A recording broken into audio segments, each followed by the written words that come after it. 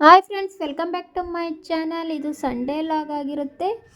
ನಾವು ಶಿವಾಜಿನಗರ್ಗೆ ಹೋಗೋಣ ಅಂತ ಅಂದ್ಬಿಟ್ಟು ಪ್ಲ್ಯಾನ್ ಮಾಡಿದ್ವಿ. ಇಲ್ಲಿ ನಾನು ನಮ್ಮ ಕಾವ್ಯ ಹಾಗೆಯೇ ನನ್ನ ಫ್ರೆಂಡ್ಸು ಹೋಗ್ತಾ ಇರುವಂಥದ್ದು. ಈ ನೆಲಮಂಗಲ ಬೈಪಾಸಲ್ಲಿ ಬಸ್ನ ಹತ್ಕೊಂಡು KSRTC ಬಸ್ಸಲ್ಲಿ ಹೋಗ್ತಿರುವಂಥದ್ದು. ಅಲ್ಲಿ ಕಂಡಕ್ಟ್ರು ಕೂಡ ಪರಿಚಯ ಆದರು. ತುಂಬಾ ಚೆನ್ನಾಗಿ ಮಾತಾಡಿಸಿದ್ರು. ಬೇರೆ ಕಂಡಕ್ಟ್ರುಗಳು ಮಾತಾಡೋಕ್ಕೆ ತುಂಬಾ ಕಷ್ಟಪಡ್ತಾರೆ, ಆದರೆ ಇವ್ರು ಹಂಗಲ್ಲ, ತುಂಬ ಚೆನ್ನಾಗಿ ಫ್ರೆಂಡ್ಲಿಯಾಗಿ ಮಾತಾಡಿದ್ರು. ಮೆಜೆಸ್ಟಿಕ್ ಹೇಗೆ ಬಂತು ಅನ್ನೋದೇ ನಮಗೆ ಗೊತ್ತಾಗಲಿಲ್ಲ. ಆ ರೀತಿ ಟೈಮ್ ಪಾಸ್ ಕೂಡ ಇಲ್ಲಿ ನಮಗೆ ಮಾಡಿದ್ರು. ತುಂಬಾ ಚೆನ್ನಾಗಿ ಮಾತಾಡಿದ್ರು. ಶಿವಾಜಿನಗರದಲ್ಲಿ ಬಟ್ಟೆಗಳು ತುಂಬಾ ಚೆನ್ನಾಗಿರ್ತವೆ ಅಂತ ಸ್ವಲ್ಪ ಜನ ಹೇಳ್ತಾಯಿದ್ರು.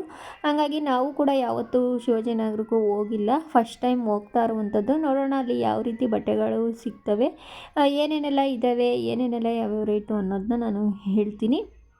ಹಾಗೆಯೇ ಫೈನಲಿ ನಾವು ಶಿವಾಜಿನಗರಕ್ಕೆ ಬಂದು ತಲುಪಿರುವಂಥದ್ದು. ಹಾಗೆಯೇ ಕಮರ್ಷಿಯಲ್ ಶೀಟಲ್ಲಿ ಒಂದು ಅಂಗಡೀಲಿ ಜೀನ್ಸ್ನ ತೊಗೋಬೇಕು ಅಂತ ಅಂದ್ಲು ನಮ್ಮ ತಸ್ಮಿಯಾ. ಹಂಗಾಗಿ ಅಲ್ಲಿ ಹೋಗಿ ನಾವು ಜೀನ್ಸ್ನ ತೊಗೊಳಕ್ಕೆ ಇಲ್ಲಿ ಅಂಗಡಿಗೆ ಬಂದಿರುವಂಥದ್ದು. ತುಂಬಾ ಚೆನ್ನಾಗಿ ಬಟ್ಟೆಗಳು ಇದ್ದಾವೆ. ಬಟ್ಟೆಗಳು ಏನು ಅಂತ ಏನು ಹೇಳೋಂಗಿಲ್ಲ, ಆದರೆ ತುಂಬಾ ಕಾಸ್ಟ್ಲಿ ಅಂತಲೇ ಹೇಳ್ಬೋದು. ಶಿವಾಜಿನಗರ ಅಂತೂ ತುಂಬ ವರ್ಸ್ಟಾಗಿದೆ. ತುಂಬ ಗಲೀಜು, ನೀಟ್ನೆಸ್ ಅನ್ನೋದೇ ಇಲ್ಲ. ನಮಗಂತೂ ಯಾವುದೂ ಇಷ್ಟ ಆಗಲಿಲ್ಲ ಅಲ್ಲಿ. ನೀಟ್ನೆಸ್ಸು, ಕ್ಲೀನ್ಲೆಸ್ ಒಂಚೂರು ಇಲ್ಲ. ಹಾಗಾಗಿ ನಮಗಂತೂ ಒಂಚೂರು ಇಷ್ಟ ಆಗಲಿಲ್ಲ. ಚಿಕ್ಕಪೇಟೆನೇ ಎಷ್ಟೋ ಬೆಟರು. ತುಂಬಾ ಚೆನ್ನಾಗಿ ಬಟ್ಟೆಗಳು ಸಿಗ್ತವೆ, ತುಂಬ ಕ್ಲೀನಾಗಿ ಕೂಡ ಇದೆ. ಶಿವಾಜಿನಗರ ಅಂತೂ ತುಂಬಾ ಗಲೀಜು ಫ್ರೆಂಡ್ಸ್.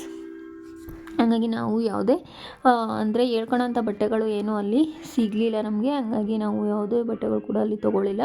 ನನ್ನ ಫ್ರೆಂಡ್ ಸ್ವಲ್ಪ ಶಾಪಿಂಗ್ ಕೂಡ ಮಾಡಿಕೊಂಡು ಬಂದಿರುವಂಥದ್ದು. ಹಾಗೆಯೇ ಶಕುಂತಲಮ್ಮ ಸ್ವಲ್ಪ ಮಿಸ್ ಆಗಿತ್ತು. ಹೋಗಿ ಪ್ರಮೀಳಾ ಕೂಡ ಇಲ್ಲಿ ಕರ್ಕೊಂಡು ಬಂತು. ಹಾಗೆಯೇ ಇಲ್ಲಿ ಬಟ್ಟೆಗಳು ಯಾವುದೂ ನಮ್ಗೆ ಇಷ್ಟ ಆಗಲಿಲ್ಲ. ಶಿವಾಜಿನಗರಕ್ಕಿಂತ ಚಿಕ್ಕಪೇಟೆಯಲ್ಲೇ ಬೆಟರು. ವಿಡಿಯೋ ಇಷ್ಟ ಇದೆ ದಯವಿಟ್ಟು ಲೈಕ್ ಮಾಡಿ, ಶೇರ್ ಮಾಡಿ, ಸಬ್ಸ್ಕ್ರೈಬ್ ಮಾಡಿ.